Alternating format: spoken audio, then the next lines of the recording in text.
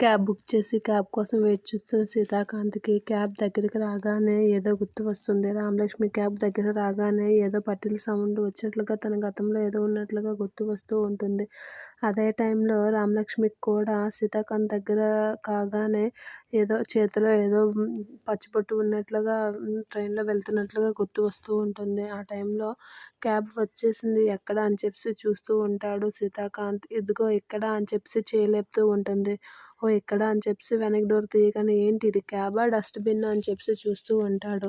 ఏంటి అని అనగానే ఏంటి నువ్వా అని అంటూ ఉంటారు. ఏంటి మీరు బుక్ చేశారా క్యాబ్ అని అంటే, అవును అంటే, సరే అయితే క్యాన్సిల్ పెట్టండి అని అంటూ ఉంటుంది. లేదు నాకు అర్జెంట్ పని ఉంది, ఈ క్యాబ్‌లోనే వెళ్ళాలి అని చెప్పేసి కార్ ఎక్కుతూ ఉంటాడు.